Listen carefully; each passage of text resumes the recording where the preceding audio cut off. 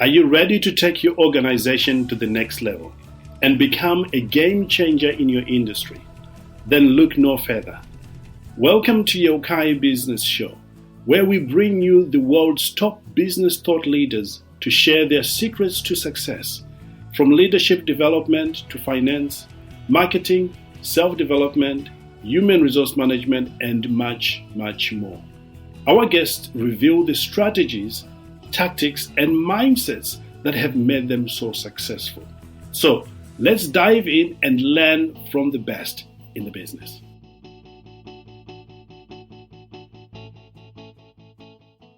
Hello, everyone, and welcome to the show. Thanks for tuning in. So I'm Trevor Stockwell, and my guest today is Allison Guilbault, a licensed therapist specializing in trauma, anxiety, forensic psychology, and human sexuality. That's quite a mix. She's the owner of the Mindful Mental Health Counseling Agency, which provides an empathetic and non-judgmental approach to a broad spectrum of people, lots of different clients, those that are often overlooked and disempowered by traditional therapy. So she's going to unpack and tell us a lot more about that in a moment. But welcome to the show, Allison. Thanks for joining us. Thank you so much for having me. I'm so excited. It's brilliant. It's lovely to get a chance to chat to experts. Lovely to get a chance to chat to a therapist. I'm not sure how listeners will take that, but no, it's really good. You help a lot of different people. Maybe just give us a brief snapshot. What are the sort of areas or aspects of the people that you help? Where do they operate, shall we say? Yeah, so I have a specialty in trauma and anxiety, and as you said, human sexuality. And when I tell that to people, they're often a bit confused of like, what's the thread between all of these things? And what I've come to sort of discover is, someone who has a traumatic experience, trauma history, is going to be more likely to have anxiety, right? And I work a lot with like the queer population and people with maybe non-traditional lifestyles who don't traditionally have access to therapy. And they also can showcase, a lot of anxiety and trauma. So it feels really disconnected, but I find that my clients actually have all of these things in common. So whether I'm talking to a teenager who might be, emotionally deregulated, I work with a lot of men, right, who don't necessarily traditionally come to therapy, and I do work a lot with the queer population as well. So they're beautiful clients. I'm very excited to do the work with them.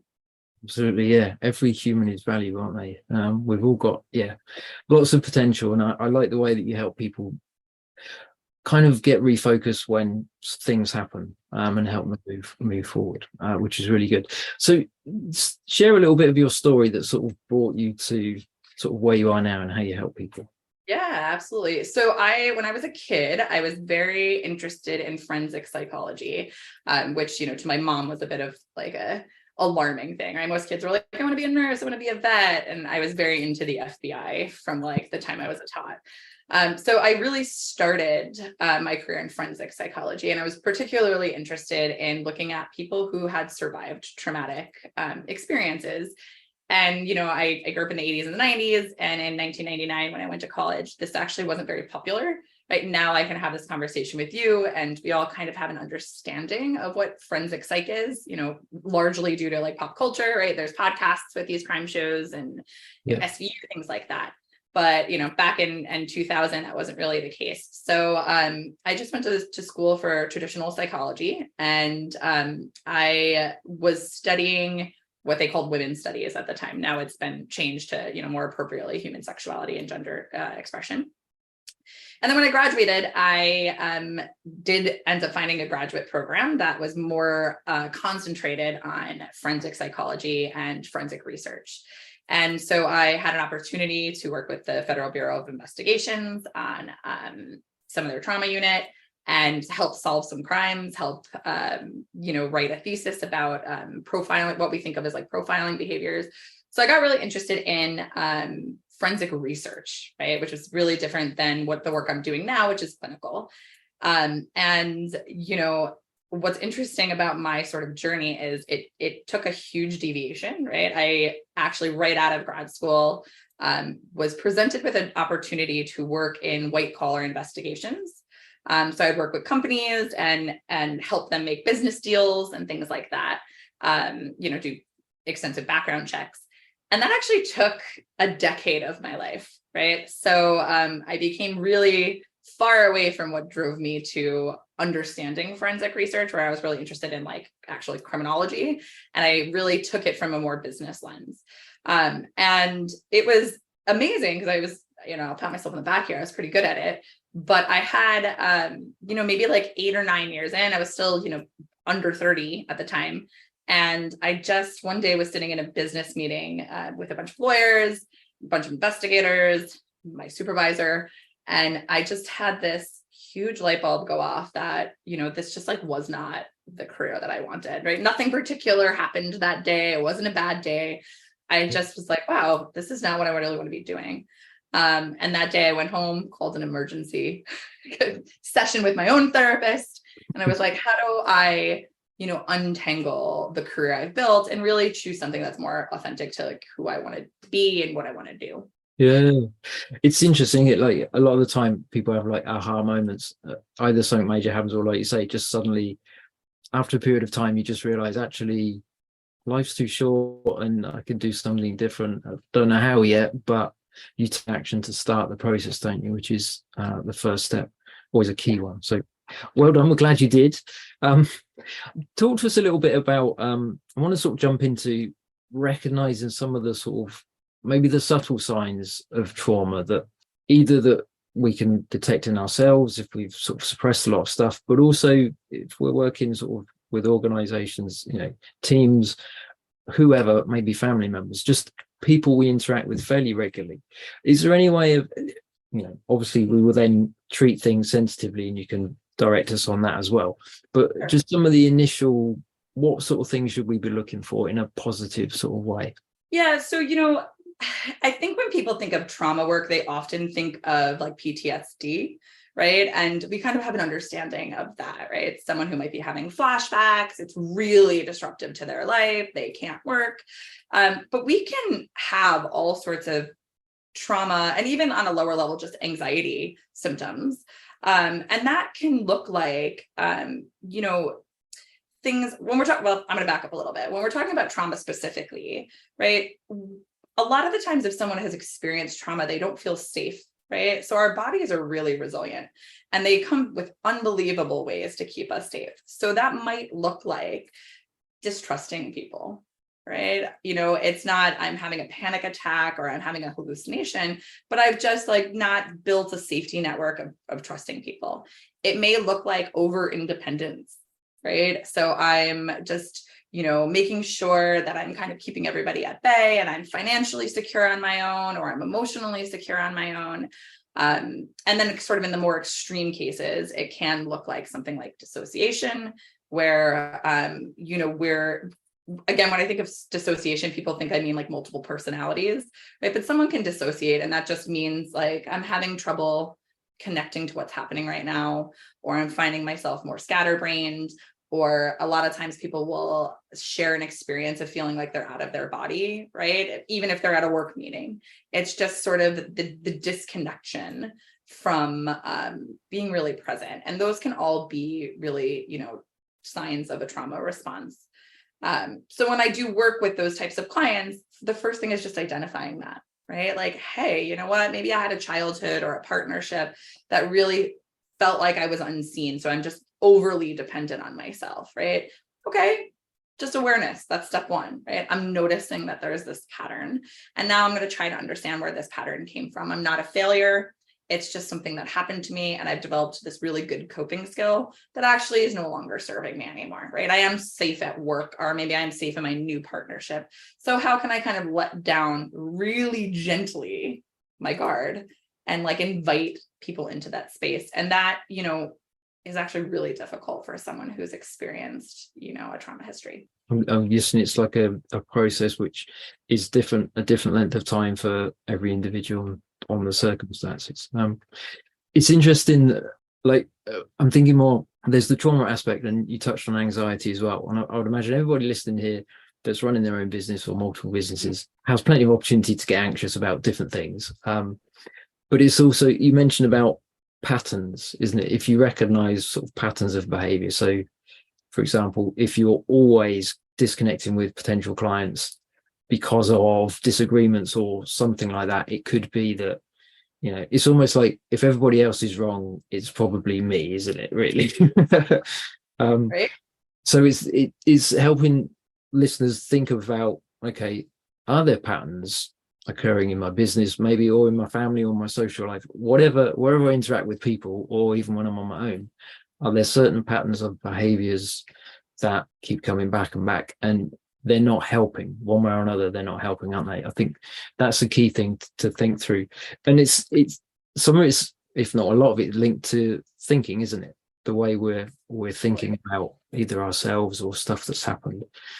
This is a big question in some ways as well, but just how can you help us sort of spot specific thoughts where you think, actually, this is a flag to me that, I've listened to what Allison said, and this is what I've recognized in my thinking. Maybe I should start taking steps to get help. Yeah, I think how you put it is really true, right? So we get a lot of information from the outside world.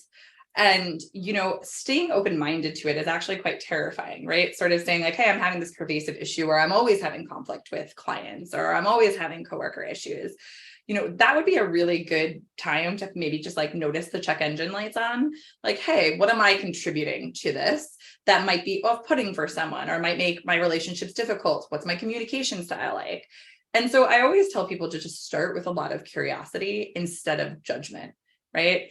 But that, if we actually get to the answer, oh my God, okay, it might be me. If you think about it, that could actually be quite liberating because we have control to change that, right? But it's hurdling the first hurdle of non-judgment, which is always why I lead. And, anytime I'm talking about, I'm like, if we're shameful that I'm having issues with a bunch of my clients, we get nowhere, right? So it's just like, okay, light bulb on, get curious, what can I do?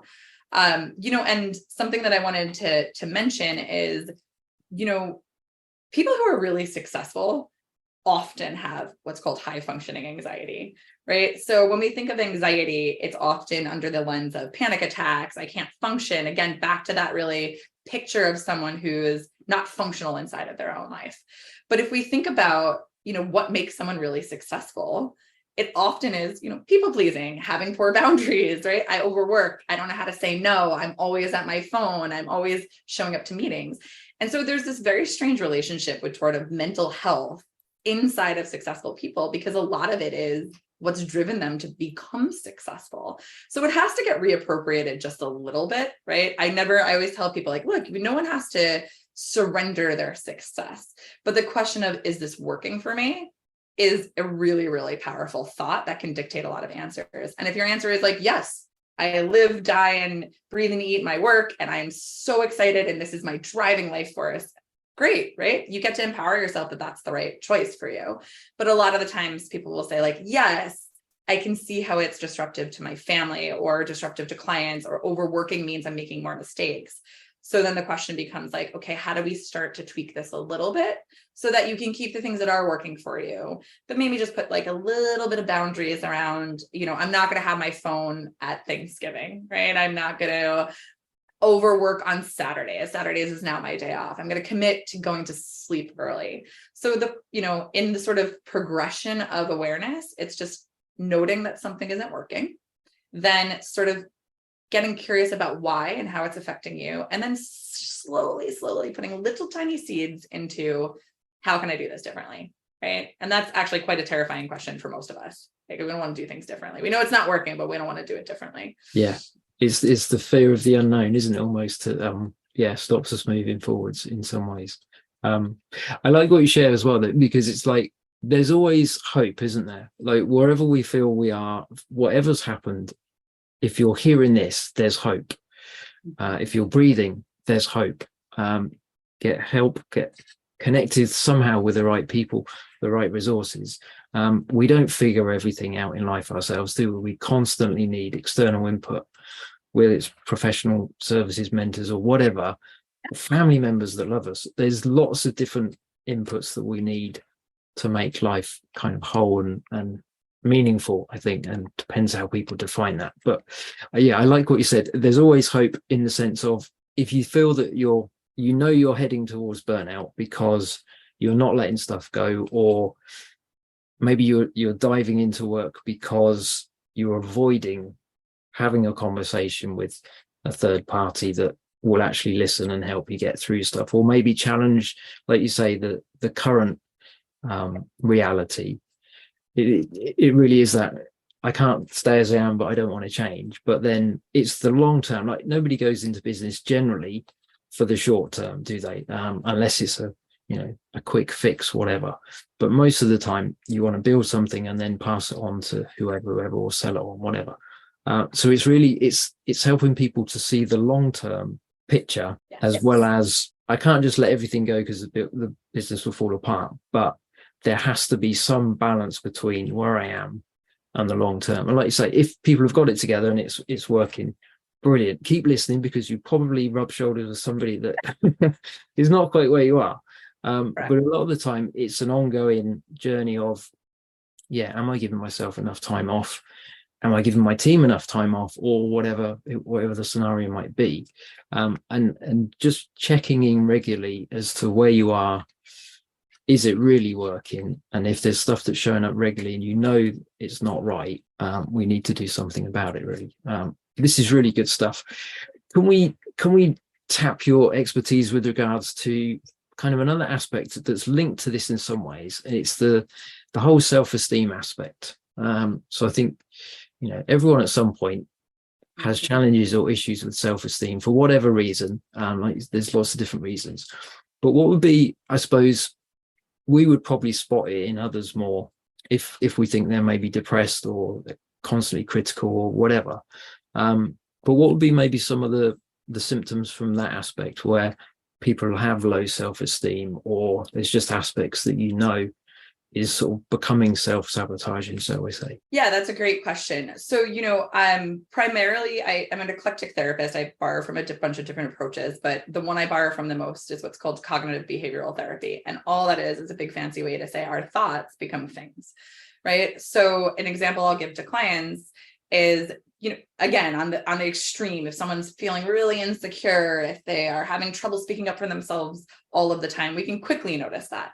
But the clients that I'm talking about in this high functioning, successful business people, entrepreneurs, their self-talk often looks really cyclical, right? I'm thinking the same thing over and over again, which is often some version of I'm not good enough, right? Which drives the people pleasing or the overworking, things like that. And it's really limiting. So, the example that I give is, if someone is feeling insecure about themselves, right? And they're up against taking on a new client, taking a new interview, something that's outside of their comfort zone. If their self-talk is negative, right? Even if that isn't obvious to the outside world, I'm not good enough is going to dictate whether we actually apply for a speaking event or a new, take on an interview with a new client, which is really different than if it's like, I can nail this, right? Now, thinking I've got this does not mean you're going to get it, right? I can apply to a job that I think I'm perfectly qualified for and go in and still not get the job. But imagining those two scenarios, if someone is feeling really insecure, not having a great self-esteem, even just their body language might change at an interview, right? How they assert themselves, what they write on their resume. So, I fundamentally believe our self-talk is the biggest predictor of whether we're going to be successful in life or not. If I tell myself I can't do something, I'm not going to do it. And we see that in sports, right? When they do like sports psychology, the person who's going up to bat, right? If they're like, I got this, I'm going to hit a home run. That does not mean they'll hit a home run, but they're exponentially more likely to hit the ball than someone who goes up and says, I can't hit this.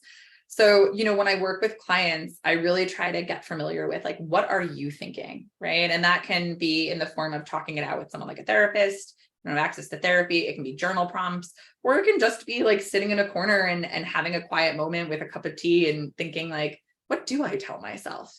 Right. And then we slowly start to work at changing it, because I've never done this project, right? I do this I started it with children and now I do it with grownups, but I'll ask them 42 things that they like about themselves. And it's actually mind blowing how few adults, successful adults, can actually tell me 42 things that they like about themselves. Yeah. I'm always fearful if I sat down and I'm like, all right, 42 things that you're not good enough at, right? Like, I'm not spending enough time with my kids. I didn't get to my emails on time, right? This one time I said this thing at a meeting and it fell flat, right? I'm embarrassed that I spoke this way. We're very quick to notice criticism. We are very slow to notice the things that we're doing that are really contributing to not only our happiness, but certainly like our success in business. Yeah, it's crazy, isn't it? In the sense of like, it's almost like if we stepped out of ourselves and thought, what would I say to a friend going through this situation? We'd be experts in the sense of the advice we think that would help them, but the appropriation to ourselves, just on because we're always with ourselves, I suppose, and maybe we just don't, a lot of the time we don't value ourselves well enough, isn't it, to then operate from a position of, actually no, I can do this. It's almost the, what if it fails? What if it works? Isn't it? And it really is flipping that coin, that way that we view things. Obviously there's planning as well, as you say, that certain things, just saying something isn't necessarily going to do it, but if you prepare all the things but your inner voice is not working with you, something's not going to go quite right, is it? So how do you help people once they've sort of had the conversations, right, I know that I'm the problem? But if ever people ever really admit that, but it's like, I know it's me. I've never had high self-esteem because whatever. Now I want to turn the tables. I know I need to start talking better about myself. Do you have any sort of particular sort of strategies or first couple of steps maybe that people listening thinking, I need to start doing something about it? Where do I begin? What would be the first 2 steps? Gorgeous question. And I always love answering this. So I'm going to give you a very quick overview on some brain stuff, right? So our brains are very hardwired to do automatic thinking. So the example I'll always give is if you're driving from your house to work or someplace you go regularly, you don't think much about it, right? You just get in your car and suddenly you're there. And that's because our brain is actually conditioned to do that. The more we think one thing, the quicker that thought fires. So if you've been practicing I'm not good enough long enough, that in your actual literal factual, there's a fact here, there's going to be a neural pathway that's really thick. And we need that one to start to go away and we need to build a new one. So this is where I always encourage people to call it whatever you want. We can call it affirmations, we can call them mantras, or if we're talking more scientific, we're talking about neural pathways, right? But actually starting to tell yourself a nice thing, right? That pretty much all across the empirical research, they tell us this is the quickest way to get there. And when I tell people that, they're like, okay, I'm sitting in your office now. I'm coming. I've listened to your own podcast, and like, this is it. This is your big mic drop advice. Is I have to, tell myself I love myself, and the answer is yes, right? It just is. And when I talk to clients, I will advise them. I never give advice, but here's my one advice. I want you to do this every single day, right? So I ask them when we start, listen, we're going to fake this till we make this. I understand right now this is a leap of faith and you're eye rolling at me. That's fine. I'll accept it. But when you brush your teeth in the morning, I just want you to practice saying something nice to yourself, right? And we're going to do this for a minimum of 30 days. I like to do it for 60 days, right? And then at the end of that 30 days, if you come back into my office and you tell me, honest to God, it did absolutely nothing, fair game. I've yet to have that experience, right? Now, people may not be like, wow, my life is completely different now, but they're like, you know what? I actually did notice that my anxiety is coming down just a little bit, right? I did stand up for myself when, someone asked me to come in and work a weekend, and I was like, you know what? I can't, right? We do start to build a new pattern.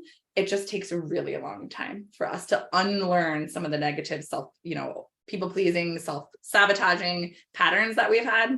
That shift is really gradual, and there is no like instantaneous like, hey, here's the thing you're going to do and it's going to be better, right? It's like, you have to practice your thoughts. That part's hard. Yeah. It's like, can I just have an injection and then make it all go away? Yes. It's like, no, it doesn't work like that, does it? It doesn't, right?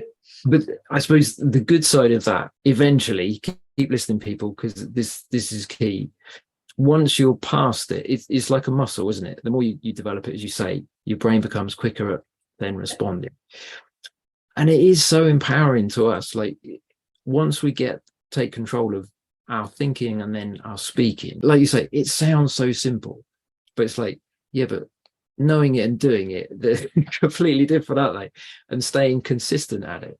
I think that's such a key for everybody listening. Make sure you get that. Don't just go, yeah, I know that, I heard that, yeah, I've done that and it didn't work for me or whatever. Don't say stuff like that, because it's going against science, it's going against the way we're wired, but just it's hanging in there, isn't it? Being consistent, like you say, developing the habit, and you're going to feel better. And then it's like, well, if I'm going to feel better, why wouldn't I keep doing it? Yeah. But for a lot of the time, unless we stay on top of it, the old thoughts start to come back, and the old inner voice and all that. For whatever reason, we might have triggers of something that reminds us of things now. But it's like, no, stay with the program. It's effort, isn't it? It does take effort. We're not saying everything's sorted out, but it's the journey of however long you've taken to get to where you are. You're turning the road, starting on a different pathway, and you just keep with it. And eventually, every day you stay with it, your days get brighter, your future gets better, doesn't it? Really, that's how it works. So that's really good, and it's practical, like you say, linking it with a habit you're already doing. It's the first step. Also, having the accountability of chatting with someone like yourself, where they're going to check in every now and again, or a family member or a friend, somebody has your best interests at heart. Make sure, work with them, ask them to admit something they want to change, and together you can help each other, or whatever the scenario might be. But it's getting that help, that if you've not managed to suss it out this far by yourself, chances are you're not going to do it just by yourself. So get somebody else involved in the process. It makes it more enjoyable as well, I think, because it is effort, it is work. That's why a lot of people fail and don't keep it up, but it's possible. That's what you're saying, isn't it?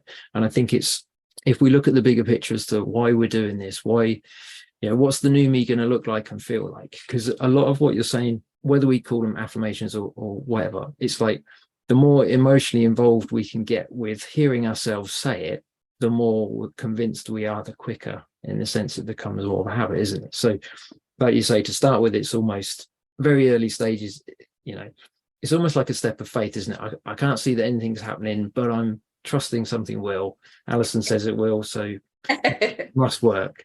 And then it's just staying with it. And eventually the picture inside changes, doesn't it? It's like, actually, maybe I'm all right after all. And some people really struggle with almost admitting that maybe they're okay because it sounds, big-headed or whatever. And it's like, no, that's the flip side that's gone too far.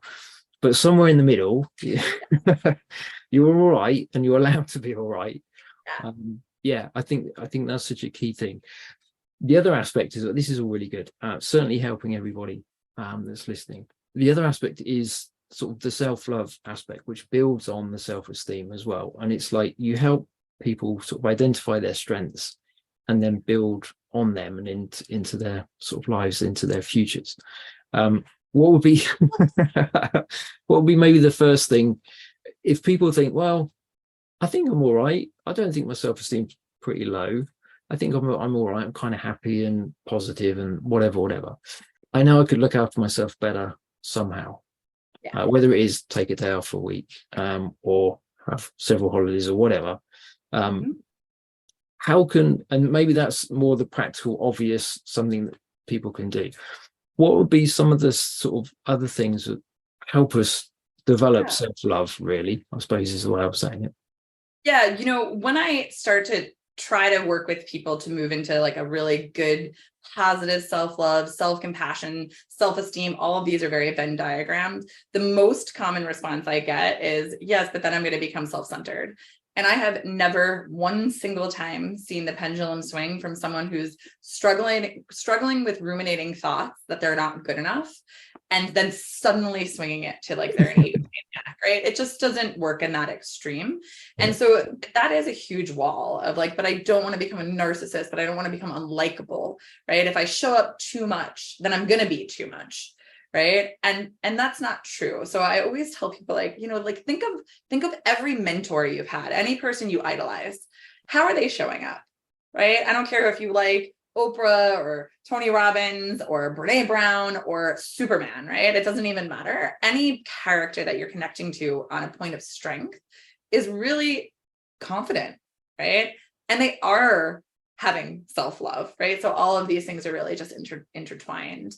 And, the way I kind of coin it is like self-esteem is whether I like myself, but self-love is how am I treating myself, right? And they're a little bit different, though they do play off of each other. So what you said is actually a really good starting point. There's a really beautiful mentor of mine. Her name's Dr. Kristen Neff. She's a pioneer in self-compassion. And she says, like, you know what, when you hear yourself talking to yourself, talk to yourself the way that you would talk to a friend, right? If you're hearing yourself saying, but I can't take the day off, but I am not good enough. Like, if your friend is saying that to you, would you tell her to show up to work? Would you tell her like, yep, sounds like you're garbage, right? No, of course not. You would be much more compassionate. You'd be much gentler, and you would be inspiring, right? You wouldn't be deprecating to her, right? Like, hey, sit down, take a seat. So that's actually a really good tool, is like, talk to yourself the way you would talk to a friend and hear it. The other thing that she says, which I really like, which can come off a little bit abrupt, a little brutal, like, you're not alone. Like, you're not the only human on this face of this planet that's struggling with work-life balance, or, figuring out how to be a business person and have a partnership or a family, or even just a vacation. So, if we can kind of normalize that this is part of the human experience, that we struggle, and we're always kind of adapting and readapting, that can actually neutralize our big feelings around it, right? It's not, if I'm having trouble being, a business person and a family person, hey, you know what, that's actually quite relatable. There's millions of people out there in this world that are having the same struggle. And so hopefully that can be a coaxing thought, right? Like, it's like, okay, this is just part of life, is figuring a lot of this stuff out and having to really reach for that balance. And it's not easy for most of us because we haven't been taught all the skills around it. So that's another little way to like kind of incorporate self-love. And then the last thing I would sort of say on that is, you have your own answers, right? What does self-love look like for me? What does self-care look like for me? Well, I'm going to imagine that that's a really different answer than the answer you're going to give, right? For me, it's spending time with my dogs, making sure that I'm making time for nature, and moving my body, right? Whether it's like I'm swimming or I'm dancing. Those are the things that, for me, I know I'm a better therapist, I'm a better parent, all of these things when I'm actually taking time for myself. So, connect back. Like, when was the last time you were smiling? What were you doing? How can you do more of that? Really quickly, I was once counseling a kid. He was 10. I love to tell that story. And he came to me, and he was in my office. He'd been going through a big transition, and he was like, what's the meaning of life? And I was like, geez, this is way above my pay grade. I have no idea what the meaning of life is, man. So I did the therapy thing, right? And I bounced it back to him. And I was like, what do you think the meaning of life is?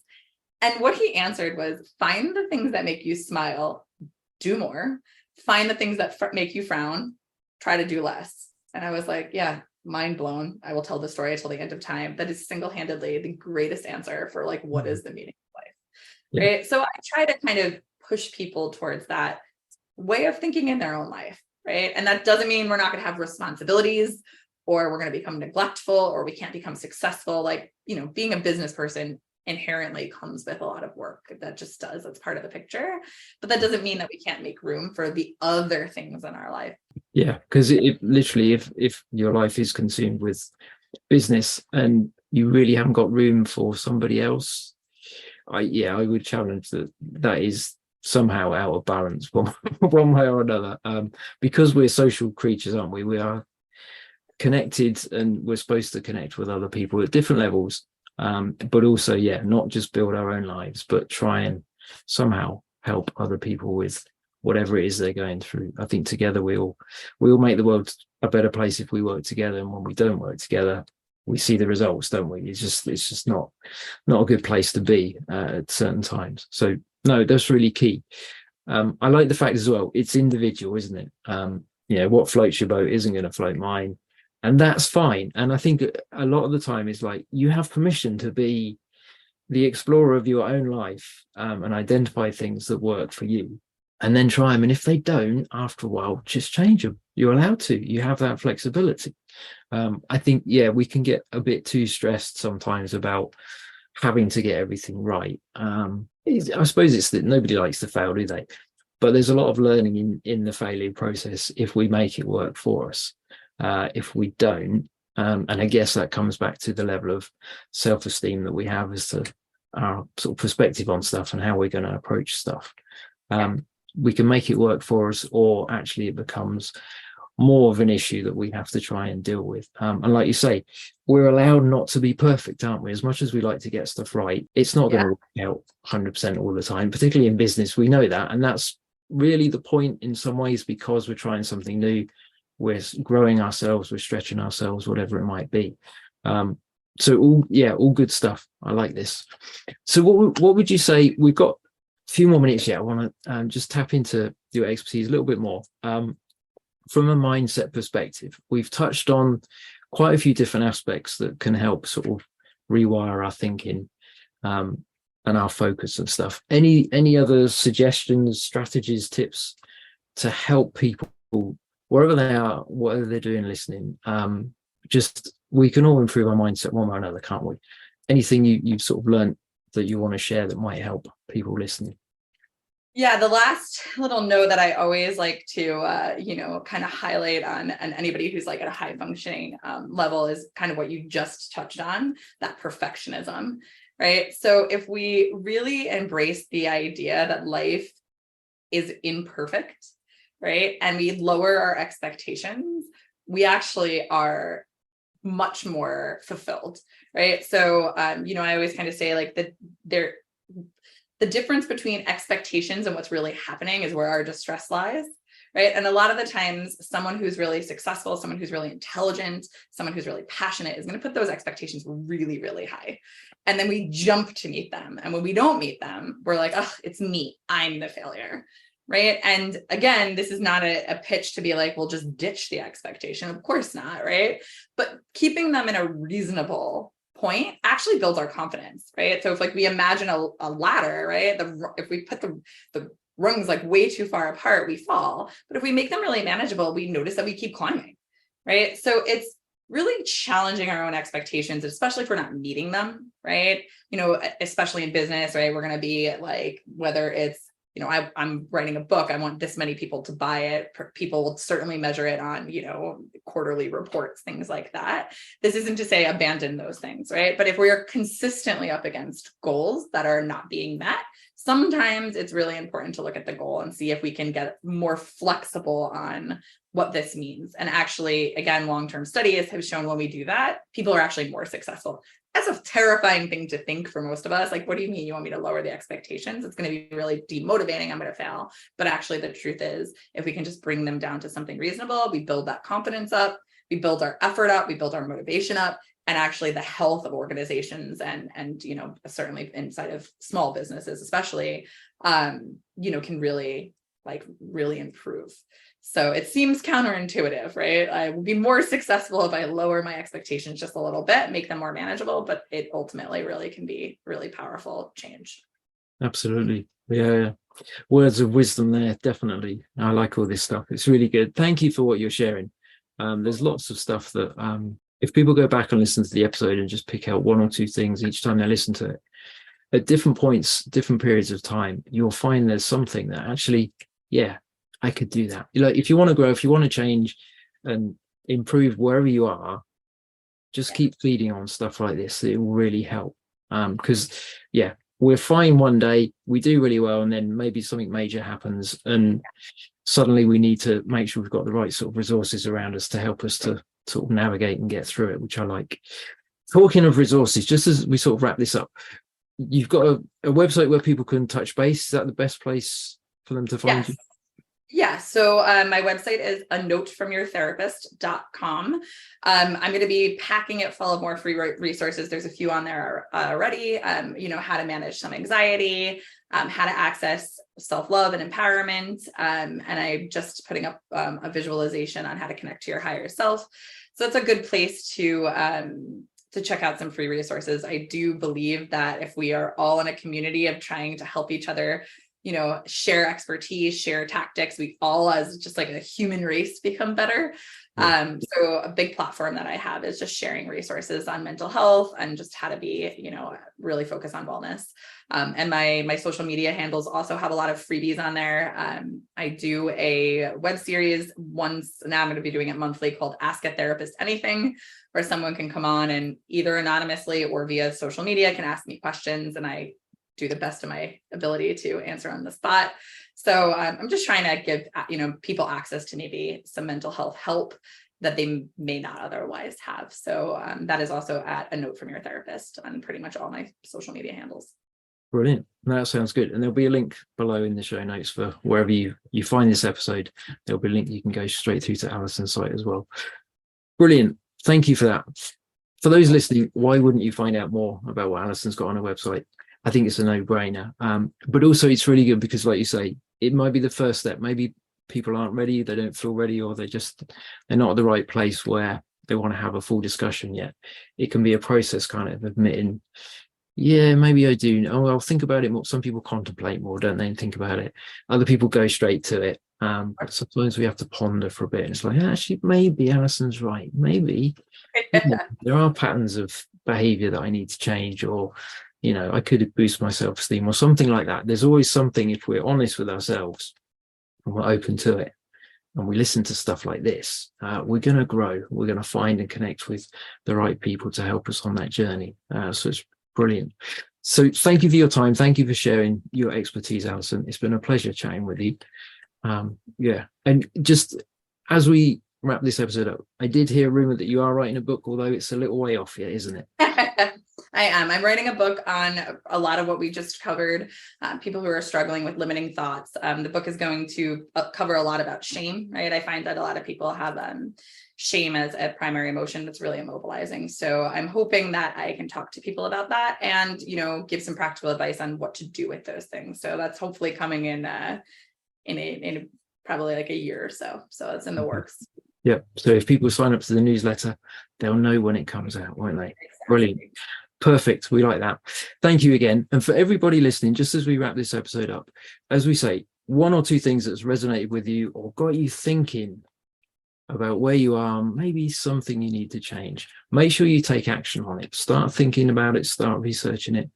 Sign up to Allison's newsletter. Find out more about it.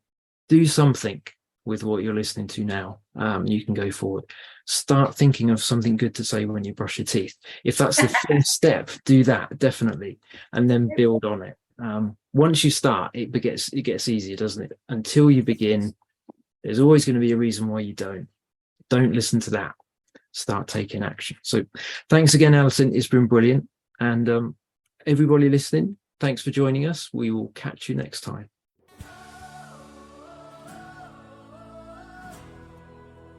Thank you for tuning in to your Yokai Business Show.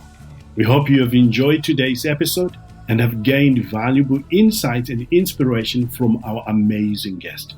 Don't forget to subscribe and leave us a review to help us spread the word. Also, be sure to check out our Leadership Ultimate Success Mastermind program, which is designed to help you and leaders in our community to do great things and support each other along their leadership journey. Until next time, live well, live with passion, know that the best is truly yet to come.